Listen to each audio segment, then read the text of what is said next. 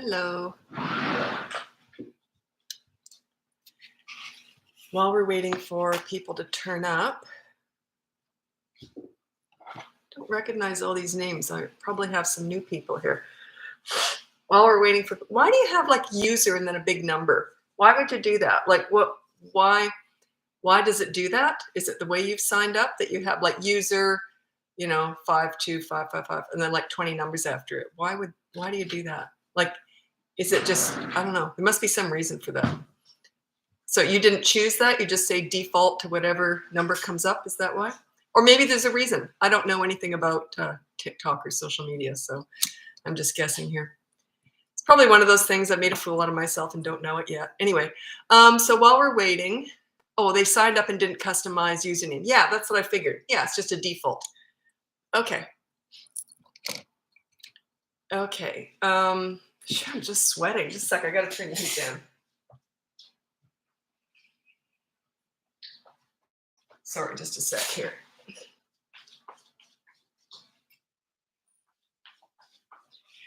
Okay, there we go. Sorry about that. Okay, while we're waiting, I'd love to know where you're from.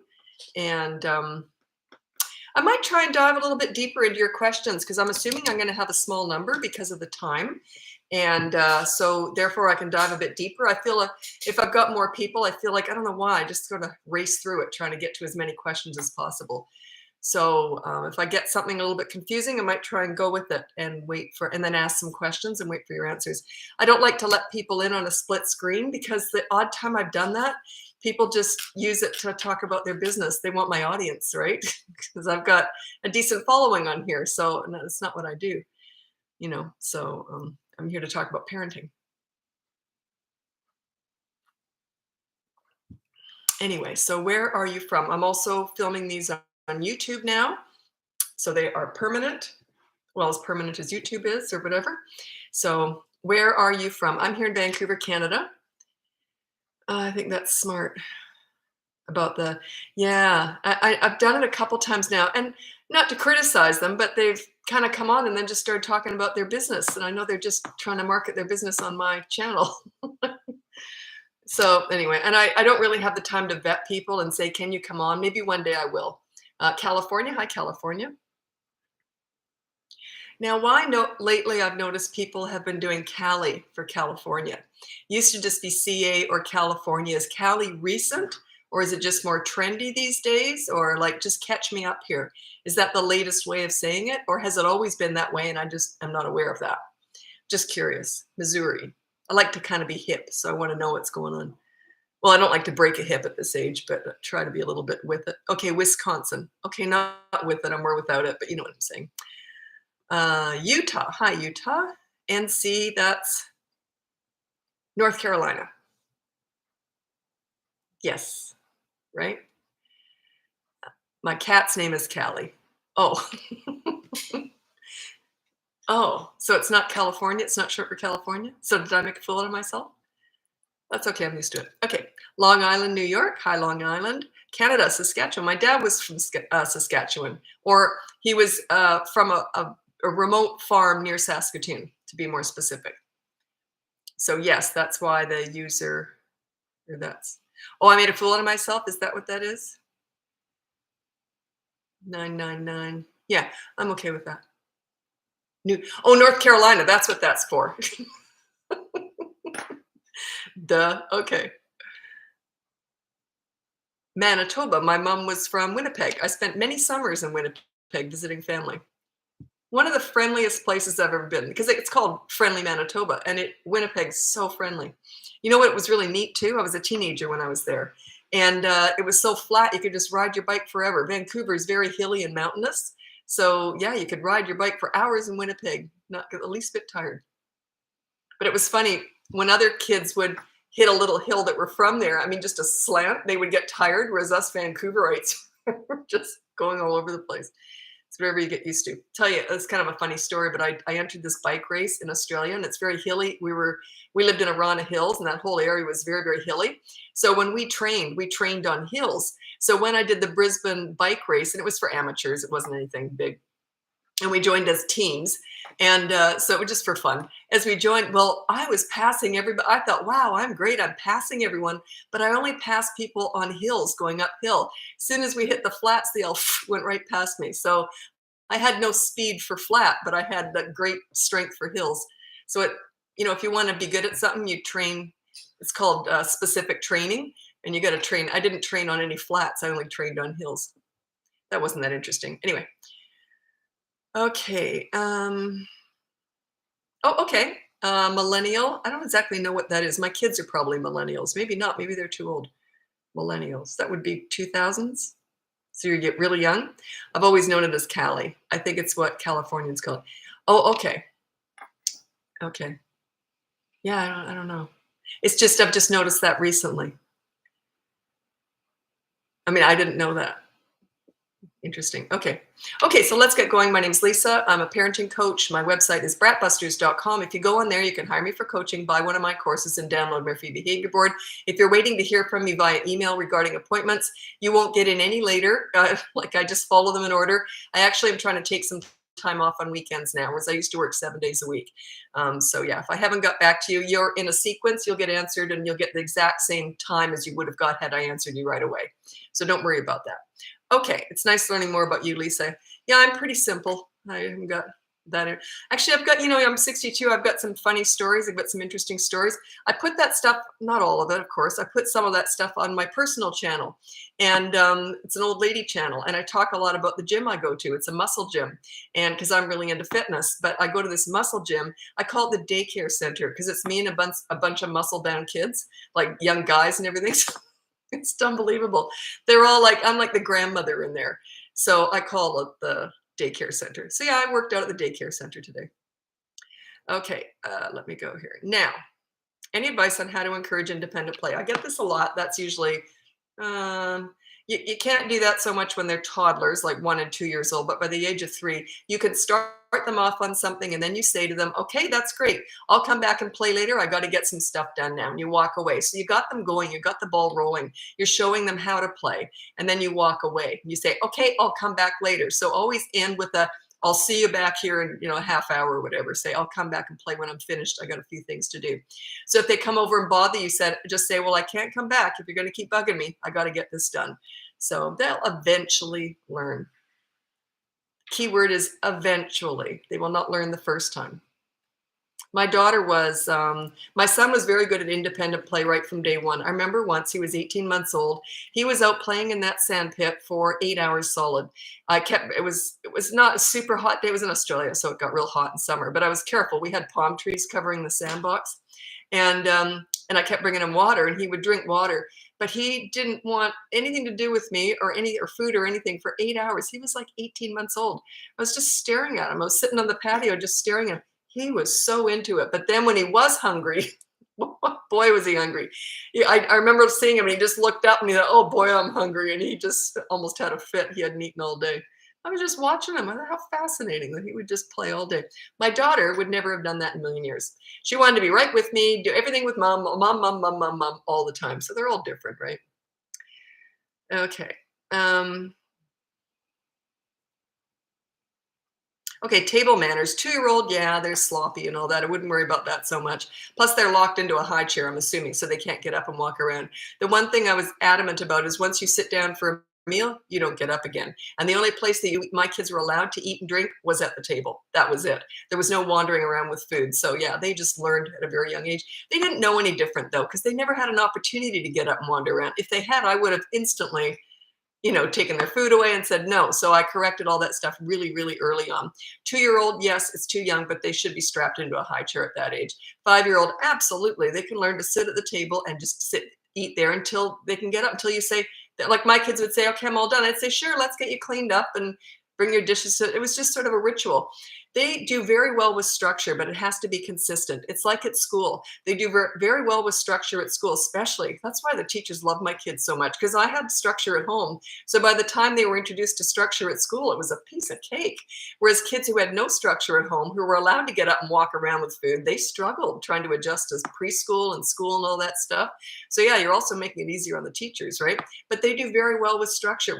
Once they learn that you're in charge and you're a leader, they actually like it. They crave it.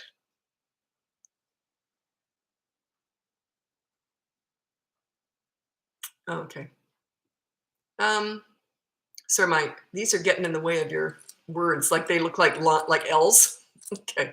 How do you respond on whenever my kid will reason out when I told her no? Oh, they start to argue with you? Is that what you mean? Um, yeah, let's say I say, okay, well, no, you can't have it. And they go, but what about the other day? What about, and I would say the first time I would turn to them and said, I said no.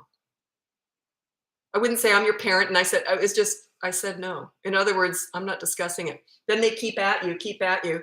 And then I would say, if they're really being rude about it and they're going on, on, on, once I said no, and I won't be discussing this again, I would add that too. Then if they keep going on, I'd say, I'll tell you what, if you keep at me, there'll be media blackout tonight. Do you understand? So if they keep at me, media blackout tonight, no media, no screens. That was your choice. You see, so they're disrespecting you. It's very rude, and I treat it that way. It's not reasoning; it's arguing.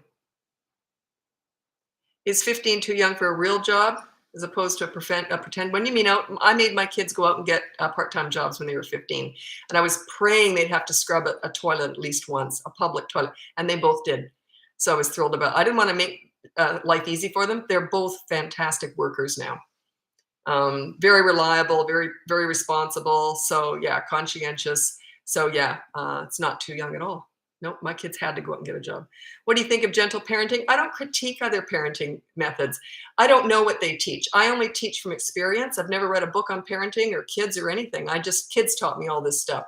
I do critique some methods, but not a whole methodology. And I don't know who's teaching them. So if I'm not insulting anyone or any big picture parenting style. There's certain things I hate and like timeout, can't stand it. But yeah, I'm not going to critique another parenting. And I think it's rude to do that because I think anyone who's teaching parenting has their heart in the right place.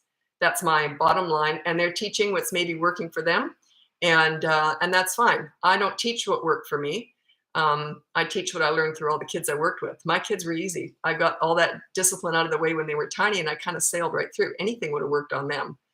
Because I got respect when they were so tiny. I teach what I did with hundreds of other kids who were really challenging. I teach you how to get respect from challenging kids. That's what I'm teaching here. And when I say challenging kids, it's just kids who haven't had leadership. That's all. It's not that they're challenging. It's just they haven't been disciplined. That's all.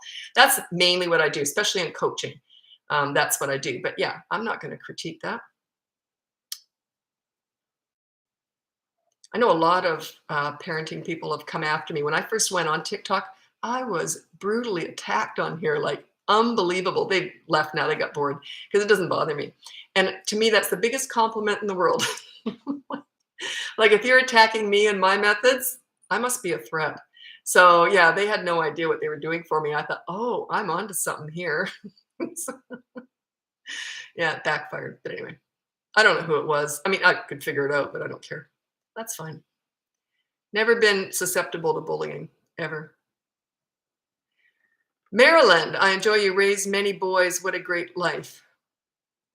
Yeah, parenting was the most fun I ever had in my whole life. I miss it. That's me talking. How to control your more and challenging kids. I might need help. My daughter is tough cookie. Yeah. Okay. Okay. Every single kid needs, crave, and wants a leader. If they get that younger on, they don't turn into challenging kids. It's the ones who don't get it. When they reach about 3, they find their power. They start to realize, wait a minute, I'm in charge here. I'm going to go with this. So about 3, that's when they usually go. That's when parents will say, they were great until they were 3. And then, yeah, that's when they can start reasoning and they start thinking, I'm in charge here. So yeah, you've actually taught them this. That's what it is. That's the bottom line. So if you taught them that, you can unteach them this. So children need, crave, and want a leader. If they don't have one, they're going to go searching it out elsewhere. They're either going to empower themselves to try and be a leader, then they often become the bullies and the bossy kids at school. Okay, but that's not usually the way it goes. They usually are more susceptible to bullying and peer pressure if they don't have a leader at home. That's usually, most of them go that way.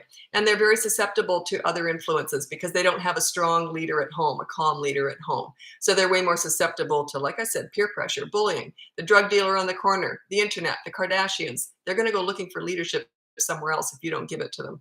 So yeah, they all need it. Every single troubled teen I've ever worked with has said, I wish my parents had been tougher on me growing up. Not now, but they identify they didn't get enough discipline. They equate discipline with love. They didn't want to be yelled at, but they wanted discipline, right? Which is what I teach, that calm stuff. They didn't want the yelling or anything. How to get children to do chores and life skills? Well, that's a big question. Chores, I've got a whole bunch of videos on that.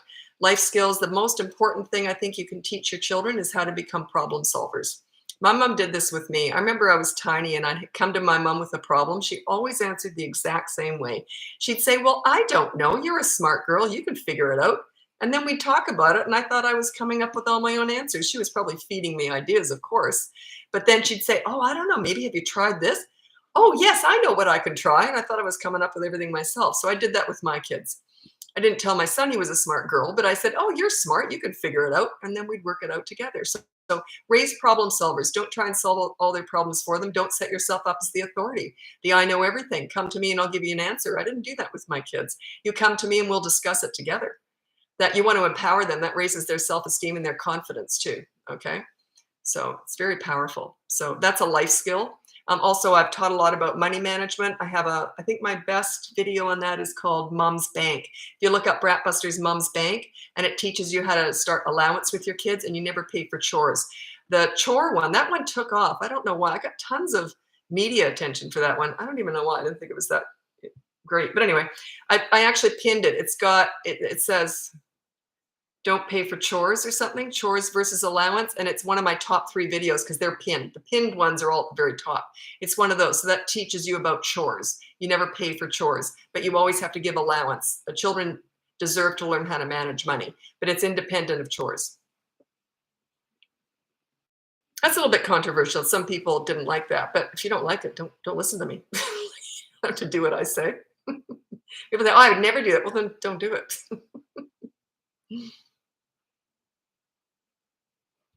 I don't know why that always cracks me up. What a stupid idea. I would never do that. Well, then don't do it. You don't have to do what I say. This is just what I've learned. I don't know everything. I'm like you. I'm learning through experience. I teach what's worked with me with hundreds of kids I've worked with. I don't know everything. I don't know everything. And I don't profess to. I don't think I don't want to. I like to learn. Okay. I'm surprised because you are a great speaker. Perfect. I'm surprised because you are a great speaker. You're surprised about what? What did I say that? I don't know. So joyful. I'm just curious what you mean by that. I'm surprised. Did I say something where I'm shy? I would never have said that. I don't know. Okay. That's about me. Never mind. Okay, let's get on here.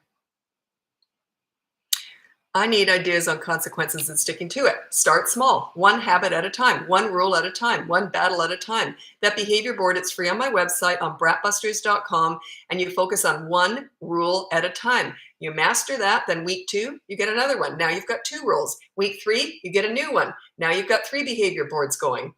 Now, when I say master it, I don't care what the kids are doing. I don't care how they're reacting at all. It's you. Are you following through? That's all that matters. By week 3, the kids are going to pick up on, oh, maybe the parents are in charge here. Okay. Eventually they'll join in, but at first it's just about you. So one step at a time. If I went into your house and you had unruly kids, I deal with everything in day 1. But I'm level 10 with what I teach. You're level 1, then 2, then 3. I teach calm leadership, and you got to learn how to do this. So you're just one step at a time. It's like anything. It's like parents always say to me, they say, yeah, but what about the other 50 things I hired you for? And when I put something on that behavior board, it's often not what they want. They say, well, we hired you for this big thing. I said, well, you're not ready for that yet. We got to start small. So, you're just learning how to exercise your leadership. That's all this is about. You get good at exercising your leadership, you lead, and they will follow. It's just the way it is. Oh, surprised you had backlash when you first, oh my God, I was a big threat. I came on here and I contradict a lot of what's really popular and trendy right now. I was a huge threat. Now, how do I explain this? I know where it comes from. It's a lot of young people, a lot of young moms with a lot less experience. So it was very threatening to them. And that's fair enough. I get that. You know how I know? because some of them have hired me for coaching, and some of the ones that have attacked me, and they've apologized. I said, that's okay. I understand. Because when you're not 100% sure of what you're saying and what you're doing, if someone else comes along and says something different, it can make you feel bad about yourself. So I know where it comes from. I understand that. It doesn't bother me at all. Not, you can see why I was never bullied my whole life. Never bullied. I'm pretty confident. And even, it's not that I think I know everything. It's just I know who I am and I'm very comfortable with it. And it's okay to not be perfect. I don't have a problem with that. If you disagree with me, it's okay. I'm okay with that. But yeah, I got a lot of people complaining on here because they wanted me to block those people because they were getting really rude. And I said, no, I don't want to. I want them to allow them to express themselves. They're showing their own misery. I mean, they don't realize what they're doing, but I don't have a problem with that at all. It was just once I almost did because they said a rude word and I get kids on here and I threatened them. I said, if you say another rude word, I'm blocking you because there's kids on here. And they didn't, I know who it was. They didn't do it again. So, but otherwise, that's fine. But it would be like, well, no, it's not the same. I guess like religion's like that too sometimes. If someone comes on and maybe questions everything you believe in, you might attack if you feel insecure about it, right? If you feel insecure about your religion and someone attacks it or attacks stuff that you're doing, you might feel threatened. Like if they might come out, you might go after them, I guess. I don't know where that comes from. It's sort of like that though. It's okay that we're different. It's okay. I have no problem with that. It's okay to have different beliefs, different religions, different parenting methods, different kids, different spouses. It's okay not to be the same. As a matter of fact, wouldn't it be a boring world if we were all the same? I would hate that. Okay. Okay. I have a 27-year-old who remains living with me, no job, brings nothing to blah, blah, blah, table, abusive, says, yeah. Okay, you know why they're acting like that? It's because of they have very low self-esteem, no pride. They feel like crap about themselves. If you want my help with that, so long as they're completely financially dependent upon you, I could potentially help you out. Just hire me for one session though. Just one session. And yeah. And then then we'd find out if I could help you or not. But yeah, they feel like crap about themselves. That's why they're like that. So we want to build them up. We want to figure out a way to build them up. Give them incentive, give them motivation. It's tricky though. Okay. My kid seems to like the chore consequence. Any tips? Yeah, the parents of younger kids say, well, there's no point punishing them and using chores as a consequence because they like it. They usually only like it when they're little and they're lousy at it. Once they're good at the chore, they usually end up hating it. But yeah, find something they don't like. There's always something. Find something they do not like. It could be scrubbing the rails in the sliding glass door. There's always something that they don't like. Just search it out. Find it. Yeah, there's always something. And you know what? Even if they don't hate it, it's still okay. Because it doesn't have to be horrible. It's sending a message that it's you do something bad, you do something good. Do you get that? It doesn't have to be agony for them. So yeah, don't worry about that so much. It's more about you. It's all about you. Are you following through with the consequences? Are you following through with your consequences? Are you breaking the rule yourself? You want to, because you want to show them what this is all about. You want to be punished too. You want to show them how this is done. They're watching you. They're not listening to you. So that's why you're on the behavior board, right? You want to be accountable. Anyway, so don't worry too much about that. If they enjoy doing the punishment, is it really all that bad? It's still sending the message that you do something good when you've done something bad. I'm going to do a video on that. Do punishments have to be bad? Have to be hated. Do punishments have to be hated? No, they don't. No, I'll do a video on that. Okay. Do you agree with kids missing sports when they don't do chores? Absolutely not. I never take away healthy, fun, social stuff. If they were going to have a friend over, that friend is still coming over. If they've got media blackout for the night and they were going to have a friend over to play video games, that's still going to happen. I never take away love or social stuff or healthy stuff, never. Or sports or activity stuff. What I do is that those 3 hours that friend is over playing video games, I add that onto the end of the media blackout. See, I never take away stuff like that. I think that's mean. So I don't ground kids either. I think that's mean. I don't do curfews either. Not because it's mean, but it's a whole other thing. I don't do curfews. Doesn't mean they can stay out all night. I have a whole system around that. It's in my teenage playlist. I have a playlist on TikTok there, and it's teenagers or teens, and it's in there. It'll be the curfew one. Will be in there. 2-year-old tantrums, throws himself back. How to use corrective action without getting hurt, without him getting hurt. You always prevent violence with toddlers. Actually, I have a whole video. I have 2 courses. One is on tantrums. One is on, and it goes into that. And the other one is on when they get violent. That's more the tantrum one. So if you want my course, they're only $29. They're niche courses. They're just for toddlers. My big course is coming up. It actually starts 2 weeks from. It's 2 weeks from today. It starts. Anyway, I've sent out all the invitations. Not everyone has joined in yet. If you don't, that invoice ends in the next round. I send it out to other people. I've got a bunch of people backed up waiting to get into that course. So it'll be full because I'm only letting 10 people in the first run of it. Because it's going to be parent-based. You're going to be telling me what you do and don't like in it as we go along. So you're going to be helping me build it, really. Yes. Anyway, I won't go on about it. I'm so excited. Okay. I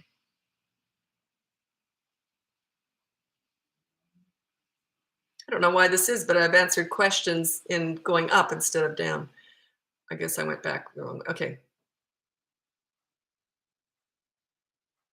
Well, how do I get my son to stop crying in the car? I don't know. Is he 6 months old or 16? I don't know.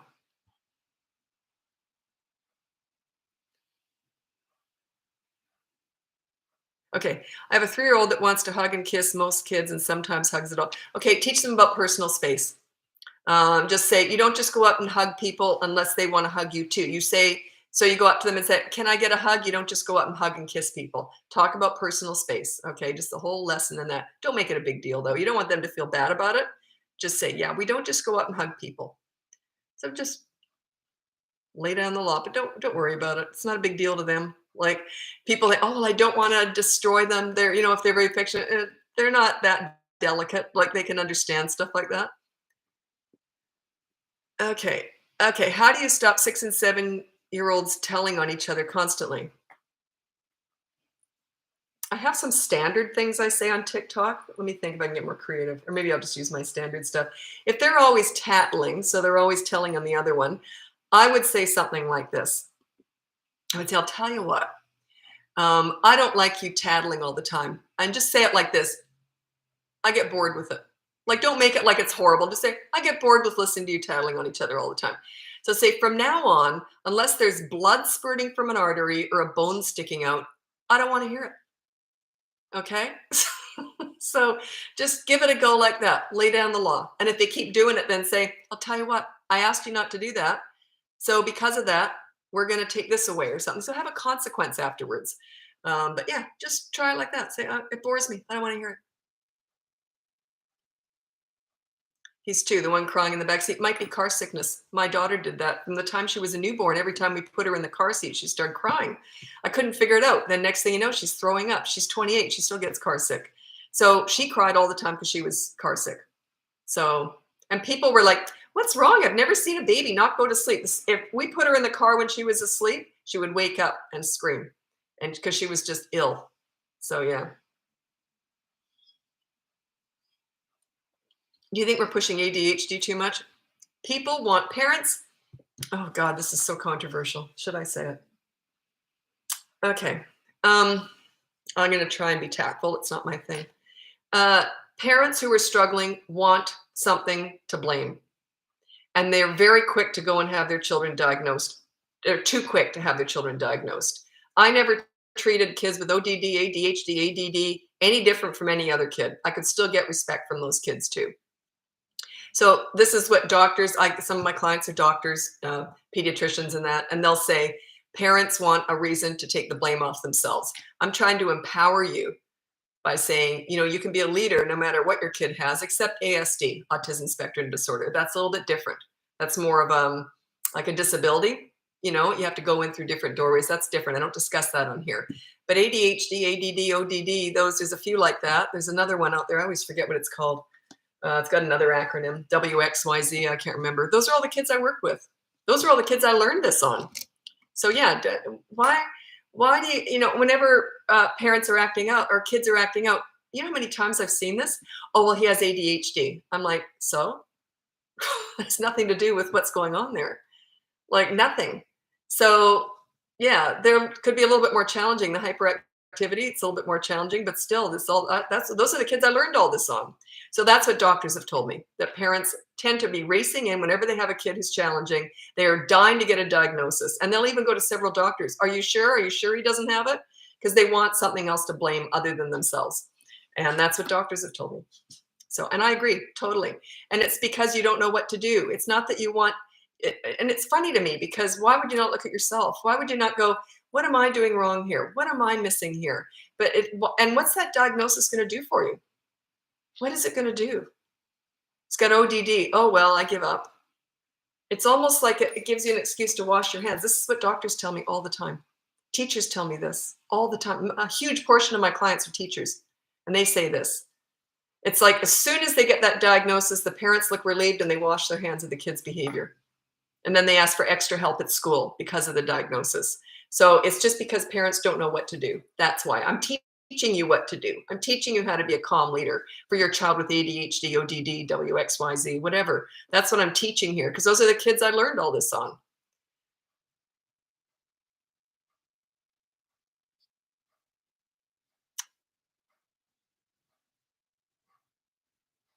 I don't understand this. 7-year-old boy randomly running away outside without being in trouble. Is that normal? Running away. What do you mean by running away? I don't know what you mean by that. So he just takes off. Is he gone for 2 days or what do you mean? Taking off? If he's just taking off, I'd put a leash on him. I'd put a strap on his wrist or a harness on him and say, you can earn your freedom once you stop taking off. So if that's what it is, I don't quite know what you mean by that.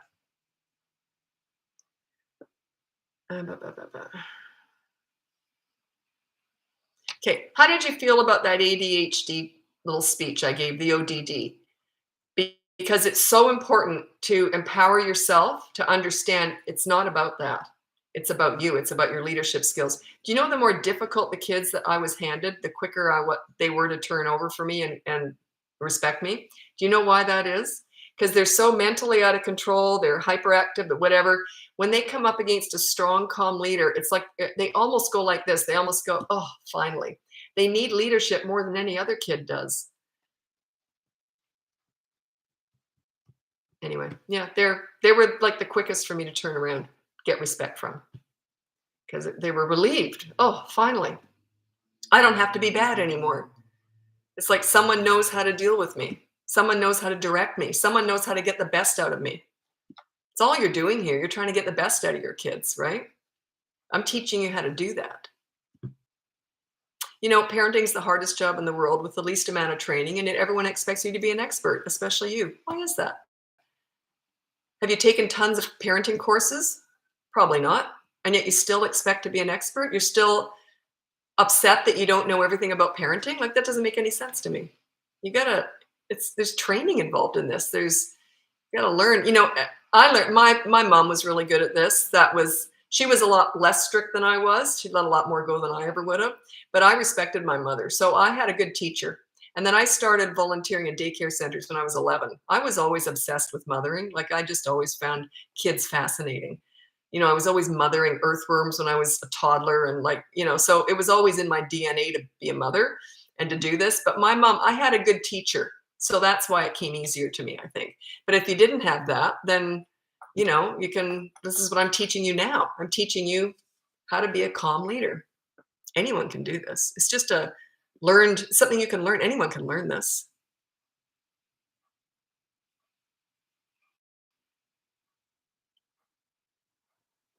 Can you provide some tips or advice on dealing with a 4-year-old hyper super social? Hyper super social, has tantrums when? I don't quite know what you mean by that. Hyper super social, has tantrums when? I don't know what the end of that is. I'm taking courses and reading so much. Good. And also, this is important. This is really important. If you're gonna learn about parenting, it's like dieting. It's like you want to follow one method because it's too difficult if you try and pick and choose different ideas from different people. We all have our own style. So if you were to go to a diet center and then go to 5 different diet centers and pick and choose what you liked from each, would you lose weight? No. Like if you were to follow me and then follow someone else who teaches timeout, you were to use my behavior board and use timeout, it's going to tank. It's not going to work. I hate timeout. Can't stand it. I think it's very disrespectful, and I teach respect. So you can't mix it up. So just follow me for 3 weeks, and take my courses. I only have toddler ones right now. I've got the big one coming out in 2 weeks, but it'll be coming out for everybody in about 4 weeks. Or you can hire me. But just follow one method. Give it 3 good weeks, because you can't mix it. You can't pick and choose. It's too confusing. Too much of it contradicts other things. So I know that's what I get with my clients. They say, I've tried everything and nothing works. And I'm like, well, they had picked and chosen different things from different people is what they'd done. And one of them had put time out as a consequence on my behavior board. Like, it's total contradiction. I hate timeout. I think it's really mean. And so you see, you got to just pick a path and go with it. Very much like dieting. You got to pick a path and go with it. You don't diversify like you do with investments. You pick a path, pick a diet, pick a parenting style, and give it a go for 3 weeks. And you find one that here's what I think. Find one that you think, yeah, that makes sense. Okay, don't overanalyze it. If I make sense to you, follow me. If I don't, and you think, geez, she's nuts, well, then go off with someone else. It has to resonate with you, or else you're not going to follow through. If you don't like or you might hate a lot of my clients hate what I tell them, but they still do it and they get results. So, but it doesn't resonate with you. Does it resonate with you? So then just follow it, whether it's me or someone else. Also, there's 2 things. I would never take parenting advice from someone who hasn't finished the job with their own kids, right through. They live with teenagers and finished the job, because having little ones doesn't teach you much. It's those teenagers that teach you everything. That's where everything comes back at you. Everything you did right and everything you did wrong. So I sailed through the teen years because I did the good stuff leading up to it. So that's the mirror in what you were doing before that. So I would never take parenting advice from someone who hasn't finished the job with their own kids. Plus, I didn't learn a lot with my own kids. I got respect when they were tiny and sailed right through.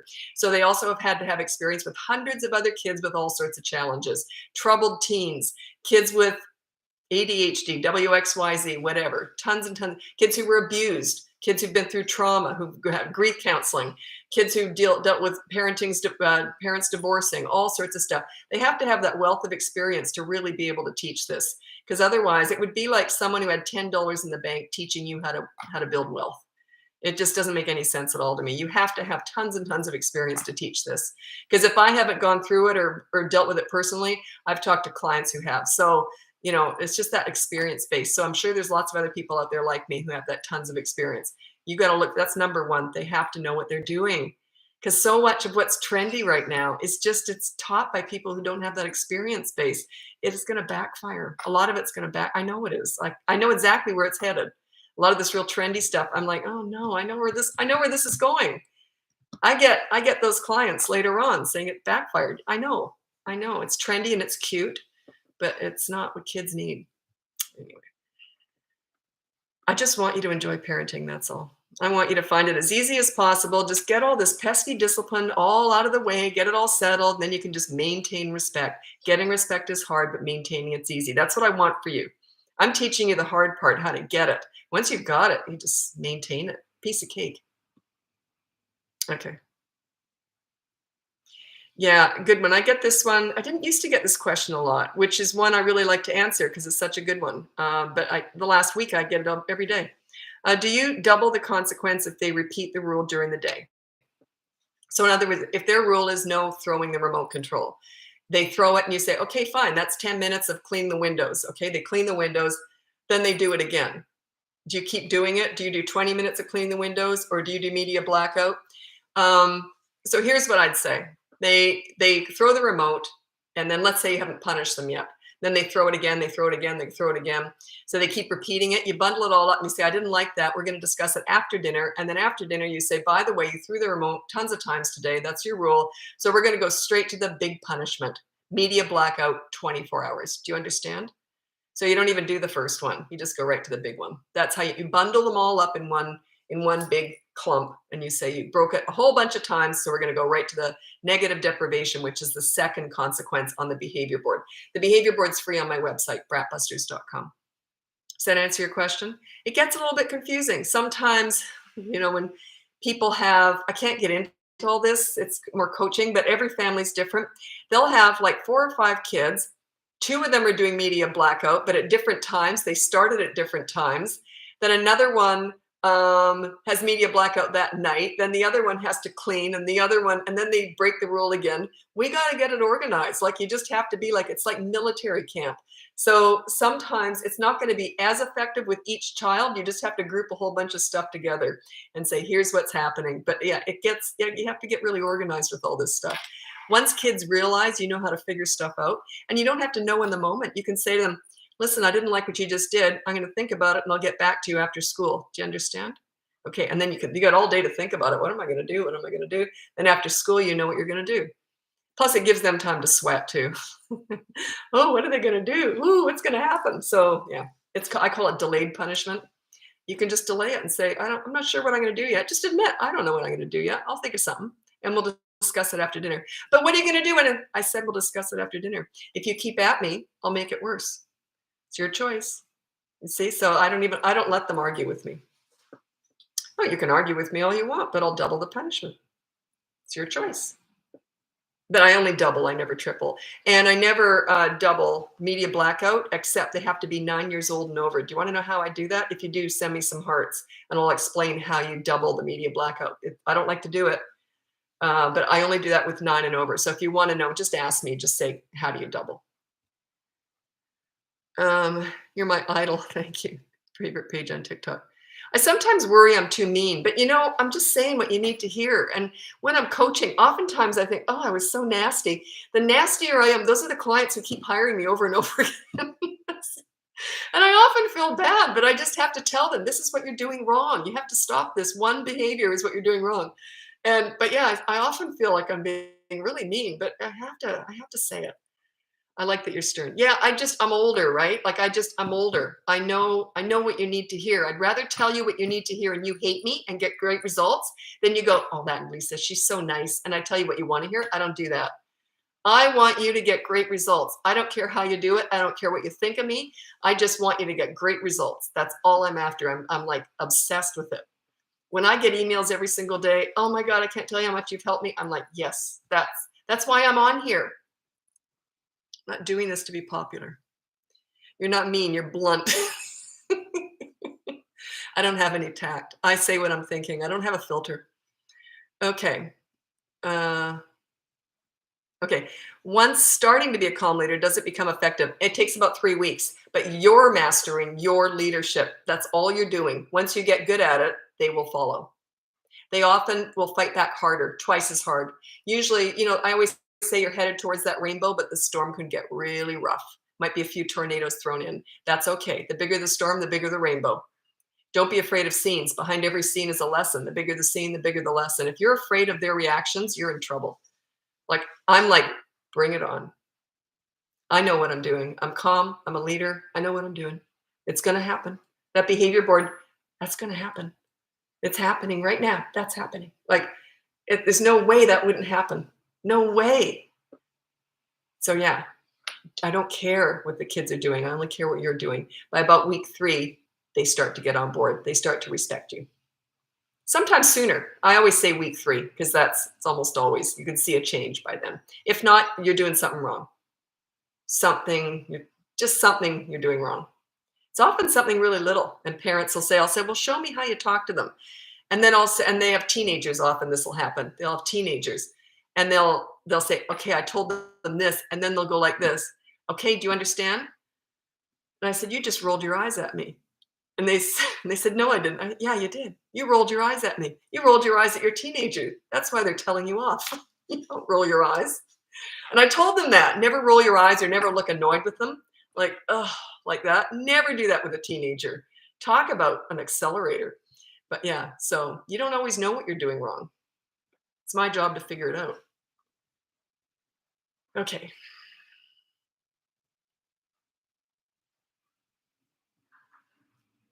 No one asked how you double that punishment with a 9-year-old. You must have younger kids.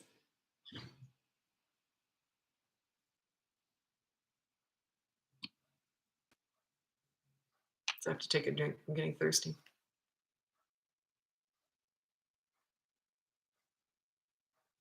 Okay. My kids had a little bit of fear of me, not intentional. Do you think that helps? Okay. My son said something really funny. He was a teenager, and he, one of his friends said, "Would you?" They were just chatting, and he says, "Would you ever break the law, like do something like?" And my son said, "Are you kidding?" He says, "I'd be terrified. My mom would get to me before the police could." So, that's not fear. That's respect. I guess a little bit of fear, but it's fear of me not approving of them. Like they want my respect, so they didn't want to disappoint me. I would say that's more what it is. Like my son used to say, I could never get in trouble as a teenager. And he says, I just couldn't because you were always sitting right here. And I said, no, sweetie, that was your conscience. Plus, they wouldn't want to face my disappointment. Like they just couldn't have handled that. That's respect. It's like my mom had that. I didn't want to disappoint my mom. Um, so yeah, no respect, no fear. No, respect's a little bit different. It's just a bit different. I don't know how to eloquently, surprised I even could say that right. If I did eloquently say the difference. Fear is not based on respect. Fear often leads to sneakiness behind your back. Children who are afraid of their parents don't tell them everything. My kids told me everything. I told my mom everything. That's not fear. Kids who are afraid of their parents don't do that. So I think that's the real tell for me. But yeah, and you said fear of your wrath. I didn't have wrath. I didn't get angry. I was calm. So yeah, but I was good at handing up. This is how I handed out a consequence. Didn't like what you just did. What do you think we should do about it? Oh, no TV tonight. Do you want my phone for the night? No, that's too tough. Just give me a scalp massage or something. That was about it. So, but yeah, it's fear of disappointment. Fear. My kids never wanted to see this on my face. Like, oh, I would have died if I saw that on my mom. Like I respected my mom. I didn't want to disappoint my mom. And that's what it is. But I told my mom everything. I think that's the difference. You don't tell your parents everything if you're afraid of them. That's the old-fashioned parenting. The authority, they parented through fear. My way or the highway, I know everything. You do what I say, right? Or there's trouble. That's different. Do you work with families overseas? Absolutely. A lot of my clients are overseas. Plus, I raised my kids in Australia. They were born there. I was there for 20 years, so I know a lot about Australia. Actually, it was funny when I first moved up. I moved back to Canada because my mom got ill. She's since passed away, but I moved back here in 2005 with my kids and my ex-husband. And yeah, it was really a big adjusting to being a parent in Canada. I'd never been a parent in Canada. A lot of things are different in North America.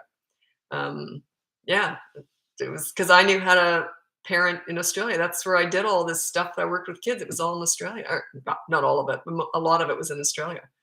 So yeah, I worked with parents all over the world. My son was born in Sydney, and my daughter was born in Brisbane.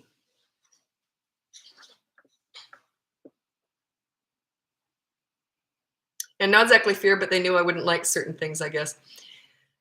Yeah, I mean, I can't judge that because I don't know. Do they tell you everything? Are you buddies? You're friends too? Because we were friends too, my kids. You want them to feel safe, like you're a safe place to land. And plus, if they did something I didn't like, we talked it through and I'd say, and often they'd change my mind. You're right. Yeah, you're right. My son was goth, like long black hair. He wore the big shoes and all black, and he didn't wear makeup though. But he was goth. You think I like that? Heavy metal music. They go like that. But I opened my mind to it and I said, sure. And he made some playlists for me, music, and I got into it kind of. So, and I said, no tats and piercings, but do whatever you want with your hair. He grew it down to his waist and streaked it. So, my way isn't always the way. It's just I have my own opinions, but I allowed them to have their own opinions and express themselves. Okay.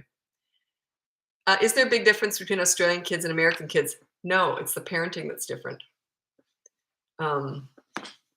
Yeah, I won't get into it. Yeah, there's no point. I'll tell you what, though. This is really interesting. When I moved there, and I was pretty confident because I always have been anyway, but I had a lot of experience with kids. So by the time I had my kids, I was pretty confident. And we used to, when I first moved there, and I got pregnant the day I arrived, and I had my son 9 months later. So all my friends were pregnant, and then we all had kids together. And then I joined playgroups. Do you know what we sat around and did? We sat around in Australia. I'll tell you a funny story too. We sat around and laughed at how awful we were at mothering and how rotten our kids were. Oh, that baby just screams all night. How come I got a rotten one? You want to trade? They're very self-deprecating. Whereas in America and Canada, they tend to get more competitive and brag more. They're trying to outdo each other a bit more. In Australia, you're trying to be the worst. So we used to laugh at how bad we were. And oh, you wouldn't believe what a stupid thing I did with my kid the other day. Like it was more self-deprecating and not as much bullying. I found more bullying here. That's what I hear because my clients tell me that, right? They feel judged and bullied more. Whereas in Australia, it didn't pick up on that. Anyway, here's a funny story. One of the play groups, I was new to Australia, and it was at 10:30 in the morning, and the play group was at my house. We took turns going to different houses, and we all had babies, and all these moms turned up with these crazy hats on and champagne. It was like 10:30 in the morning, and I was so shocked. I was Canadian. I didn't like to stand out, although I never had one North American friend for 20 years there. It was all Australians, Kiwis, and Poms, and a few South Africans. But anyway, wow. And it was a new play group too, actually. I thought, wow, this is a wild play group with champagne at 10:30 in the morning. It was Melbourne Cup Day. Never heard of it before. So can you imagine my shock?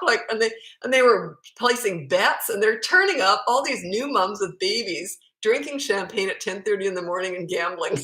I thought, wow, I love Australia. I'm laughing all by myself. Hopefully one of you is laughing at least. But can you imagine my shock? I was like, wow, what's Melbourne Cup? And then later on, I talked to my husband because I still didn't get it, how big it was. Melbourne Cup's huge in Australia. And I still didn't get it. And I talked to my husband later, and he goes, oh, yeah, I didn't tell you about that. Yeah, it's a big day. So anyway.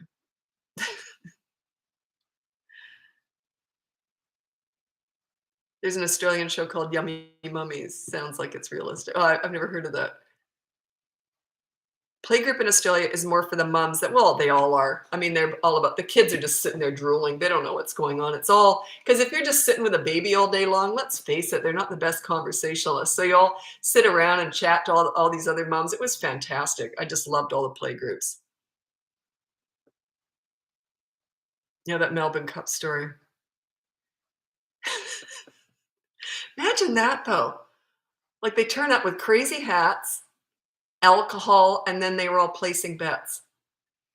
And it's a horse race, by the way. Melbourne Cup is a horse race. Uh, and they were also shocked. Another one that was funny was when the kids all started turning 1, and I'd never been to a birthday party in Australia. And when they it's so embarrassing. When they sing happy birthday there, it's different. They go happy birthday, blah, blah, happy birthday to you. And then they always go hip, hip, hooray, hip, hip, hooray. Well, I didn't know that. I didn't know that was coming. So it was my son. He was the first one to turn 1. So they happy birthday to you. And then I just start talking and cutting up the cake and they're hip, hip, hip. I didn't know. I mean, there's just so many things that are different that you don't think about, right? Because I was thrown in. My husband was Australian too. He didn't think to tell me all this stuff. He didn't know. So I ended up looking like a fool. For the first couple of years I was there, I did a lot of stuff like that. I could tell you a million stories about that. Anyway, okay, toddler sleeping tips, please. Okay. If they're in a cot, it's a lot easier, or a crib, it's a lot easier.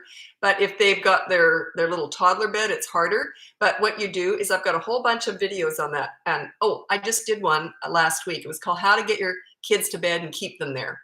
And you might want to look that up. But basically, once you put them in bed, if they can get out of bed, the first time they get out of bed, you walk them back and you put them in bed and you say, I said it's bedtime, you don't get up again. The second time, you put them back in bed and you say one word, bedtime. Every time after that, you don't look at them or talk to them. You just calmly and quietly put them back to bed. Put them back to bed.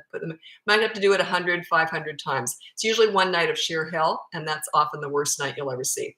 So one parent, it was a much older kid, 5 or 6 years old, who used to get up all throughout the night. And that's what they hired me for, was this. So I said, well, I think I only did one session with them. They hired me they had other things too. They had other things. Anyway, so I said, here's what you do. You do this all night. This kid was up till 4 or 5 in the morning getting out of bed. And the dad, all he did was drink alcohol and curse me all night long. And the kid never got up again after that. It was one night of sheer hell. And the kid, he couldn't believe it worked. The dad was shocked. But yeah, it just works. They get it. And the worse that one night, the less likely they are to get up the next night. I listen to your videos. Fantastic. Wish I'd known. Yeah, it's just common sense, isn't it? Isn't it? It's not complicated. It's common sense. I understand kids. I literally, when I was working with kids, I would study them like I'd watch their body language, watch how they're looking. It's all those side eyes. I watch them like a hawk, and I just get it. I just get what they're thinking at every single age. I can almost literally think every single age. Oh, okay, I understand that age. Like I just because I've studied them for so many years, just watching them, just figuring them out. They're not that complicated. Kids only do what works. We don't. Adults are completely different. We got baggage, we got trauma, we got habits that we just can't break. We're completely different. Children are not like that. They tend to only do what works. If it's not working, they move on to something else. We don't do that. Adults don't. Not as easily. So adults I find really complicated. Kids not so much. They're really easy. Okay. I remember you said I can remember also makes me laugh to remember. I remember I was probably 2 or 3 and I'd never had a tantrum. And I saw this my daughter never did either. My son did. You're either born to have tantrums or you're not. It's just a temper. Do you have a temper? They're generally tend to be more moody people too as they get older. It's just a temperament thing. You're born with it. Anyway, I never had a tantrum. My daughter never did.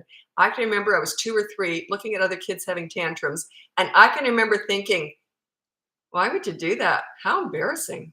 Like I can remember thinking that. Why would you do that? I just thought they looked insane.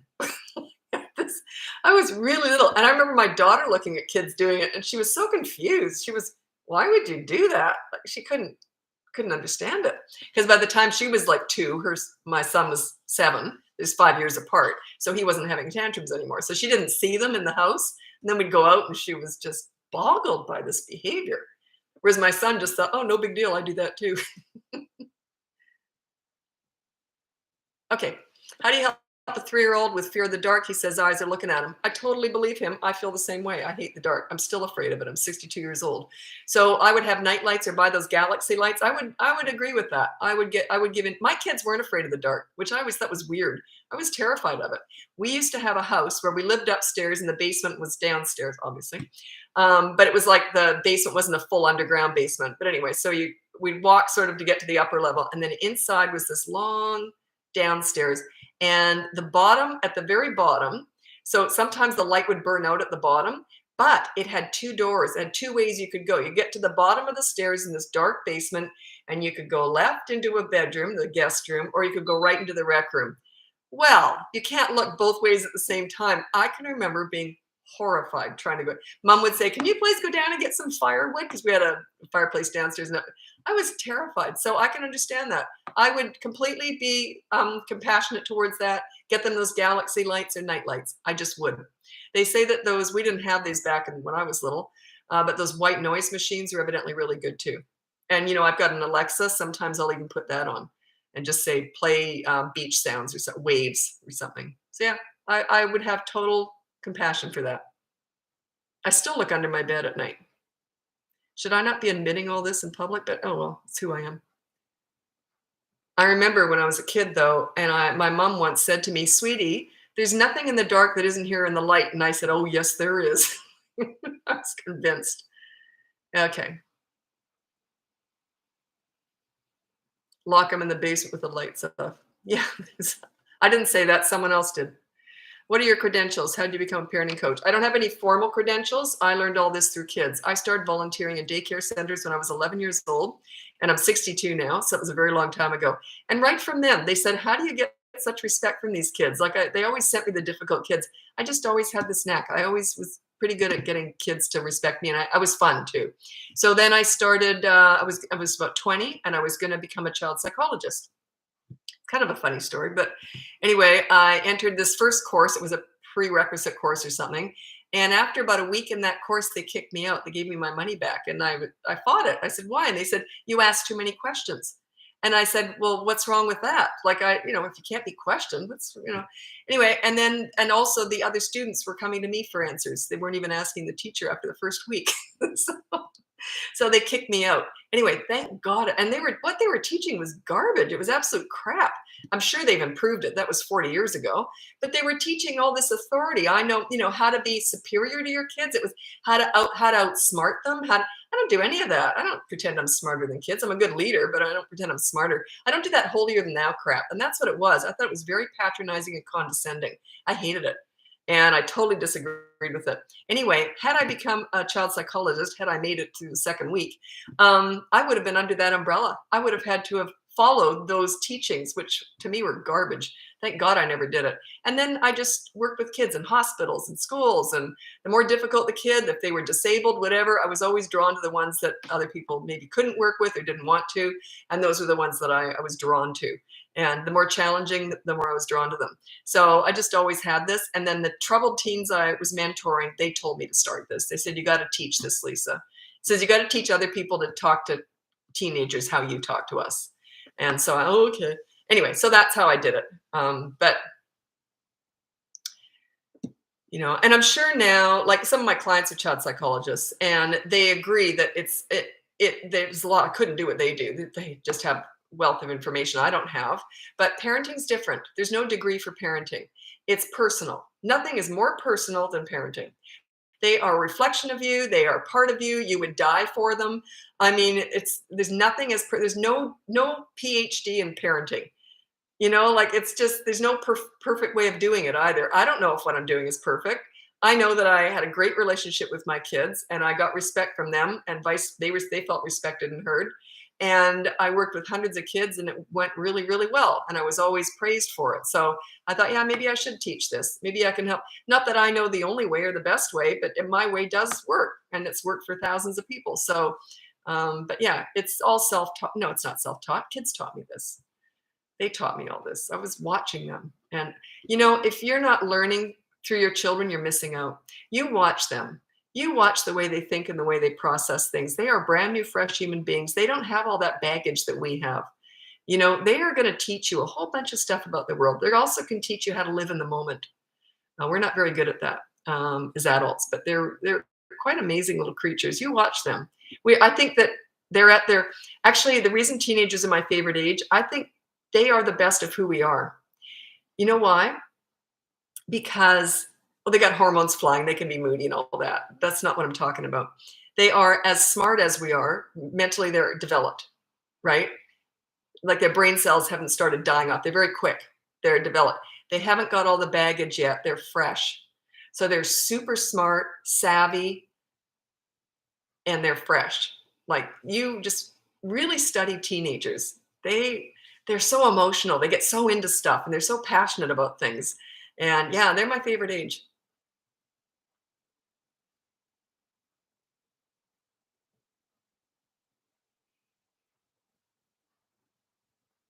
I did do her birth chart, and she is still over the board. I mean, every single sign. What? I'm looking forward to it. We'll complete after I get through the next 2 weeks. Sorry, I was yabbering on. I missed a whole bunch of questions. Okay.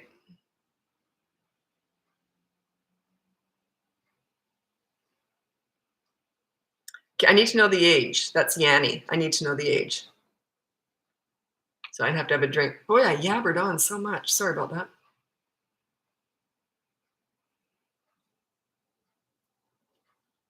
No. Toddler laughs when in trouble, finds it funny. No, they don't. They're testing you. It's a fake laugh. It's not a real laugh. You look at a real belly laugh, it's different. Yeah, they're just testing you, and they're feeling insecure about it, so they're trying to get you to laugh with them. That's why they do that.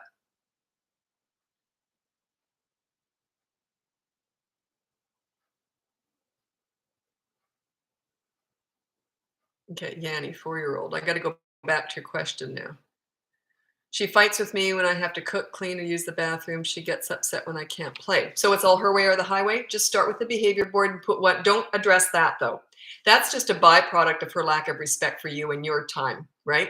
That's just a byproduct, what she's doing there. So just put on the board one rule that you want to master, like maybe it's she has to put her shoes by the front door when she comes in or something like that. Start to exercise your leadership. That's all. Start to exercise. That's a little bit complicated. If she's following you around and demanding your attention constantly, that's sort of next level. That's week 3. The week 1, you want to master the small stuff. Week 2, something a little bit bigger. But week 3, you can master, don't bother me when I say I'm busy. It's a bigger one. You can't do that yet. You got to exercise your leadership with the small stuff. Start small, work your way up.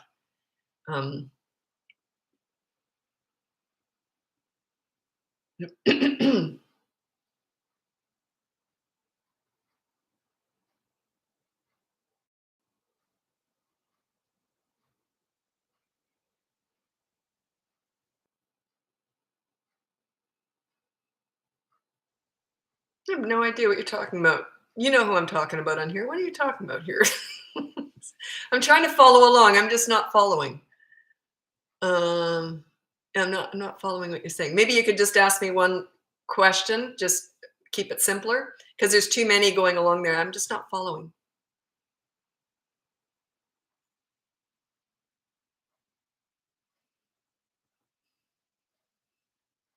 One thing I want to reiterate, and I did talk about it earlier, was how parents are always asking me how to fix their kids. It's never about your kids. It's always about you. So your children's behavior is a byproduct of your parenting. So all you have to do is set yourself up as a calm leader, and that takes care of itself. It just does. Like I've never tried to fix kids. Whenever a kid's acted out in front of me, I always think, what am I missing here? What am I doing wrong here? Like I always go there, always, because I know as an adult, and they're young children, teenagers are different, by the way, but with young children especially, if they're acting out around me, I'm doing something wrong. And I always go, what am I missing here? Yeah, what am I missing? I always go to me because you can only change yourself anyway. You're never trying to fix them. You're trying to fix yourself, trying to improve your leadership skills. And you lead and they will follow. They just naturally do. They just do. But you got to get the leadership skills first. Parents always want that. Well, as soon as they start following me, then I'll be a better leader. No, you got to do it first. You got to, you're trying to put the cart before the horse. The horse has to go first. The horse is your leadership skills. Then the cart is them. Their behavior will follow. It just does. I've never seen a kid not react well to this. I've never had a kid who just didn't get it. Parents often don't, but kids, they just get it. They just understand leadership like that. They may not follow it right away, but they will eventually.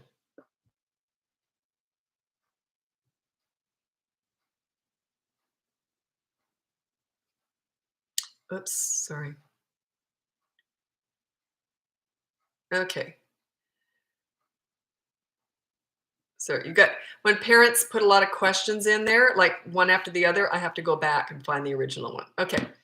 Shaylin says, my 20-month-old son, so under 2, bit his cousin when he took a toy away. I grabbed my son and said, no biting. Okay. I took him away from his cousin while he had a meltdown. I waited for him to calm down and brought him back around. Should I have done anything different? No, I would have done that. I don't know how you were doing it. Like, were you calm or were you yelling? If you yell, it makes it worse. But yeah, as long as you're calm, you say, no biting. And then you remove him. As soon as he's calmed down, you go back and say, have fun. You don't say no biting again. You don't remind him of what he did wrong. It kind of reminds him, oh, maybe I should bite again. Yeah, you just don't go on about the negative stuff. But then watch him like a hawk. If he goes in to bite again, try and prevent it. So yeah, I think you did that well. I don't know how your body language was, but that's the actions that I would basically recommend. Yeah. How do I deal with controlling parents age 29? Well, I don't teach 29-year-olds how to control their parents. But yeah, always lead with your feelings. If you're dealing with anyone who's doing something you don't like, you lead with how it makes you feel. They can't argue that. Sometimes they will. When you say that, you really make me feel awful. And then they say, well, you shouldn't feel that way. That they might come back with that, but say you lead with your feelings, not what they're doing wrong. So don't talk about their crime. Talk about the effects it's having on you. Give that a go. Good luck with that. That's a tough one. Because at 29 now, and if they're still doing that, yeah.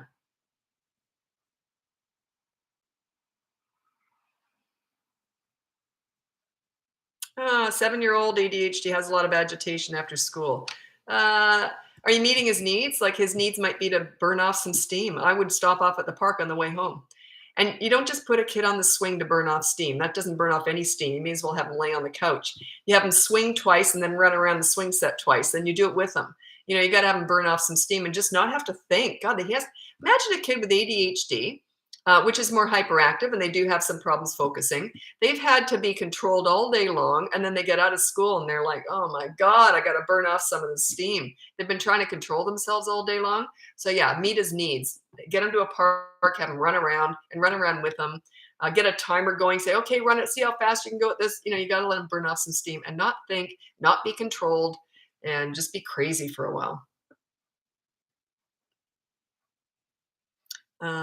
Good. You were confident to be the whole time. Excellent. Then, yeah, I would say that. I can't think of what I would do different there, to be honest. Um, yeah. Did it work? That's the thing. Did it work? And things don't always work the first time. That's the thing, too, is parents say, well, I did that. And it didn't work. So I stopped doing it. Yeah, you might have to do it 10 times. And especially 21 months old, that's just a baby still. So you have to do it probably 100 times before they really get it. With them, it's about repetition, repetition, repetition. They don't learn the first 10 times, maybe the 100th time. Anyway, I got to get going. I'm also filming on YouTube at the same time, but my audience is on TikTok. So if you are watching me on YouTube, it's because I'm talking there because of my audience is on TikTok. Anyway, my website is bratbusters.com. You can hire me, buy one of my courses, or download my free behavior board. You're on that too. That's what makes it work, because you got to give respect to get it, right? You got to give before you get. Sibling rivalry. They are both girls in middle school. Oh, God. I got a whole bunch of ideas with that. Let me think. What do I want to throw at you here? Sibling rivalry. Well, are they fighting, or they just hate each other? Keep them separate for as much as possible. They'll start missing each other generally. But you can't always have two girls or two boys or a boy and a girl who are going to like each other. You can't force them to be best friends or like each other. You just treat them how to not fight when you're around. Okay, so let's say they're fighting over something. They're sitting down. They're both playing with something, or they're middle school. They're both doing makeup, and one touches the other's makeup. Say, okay, fine, you come out of there. Then you take one out at a time, back and forth, back and forth, back and forth. They'll eventually learn how to get along, or silent fight so you don't see it. Don't expect them to be best friends. Too many parents' expectations are out of whack with that. Well, how do I get my 7-year-old to like his 2-year-old brother? Why on earth would a 7-year-old like a 2-year-old? Like, what are you gonna, you know what I mean? Like, your expectations are often out of whack. They might just be at each other for a few years here, but just make sure that if they are going to fight, it has to be done respectfully, like they can argue. But if it gets out of control, then just start removing one or the other or both, or take whatever they were doing away from them. So there's a consequence. That can go a lot of different ways, though I'm not exactly sure what's going on there. Anyway, I got to run. Thanks so much for joining. I'll be back again tomorrow, probably. It's Monday. Right now, I'm going to answer emails. I'm trying to take the weekends off from emails. So if you don't hear from me over the weekend, that's why.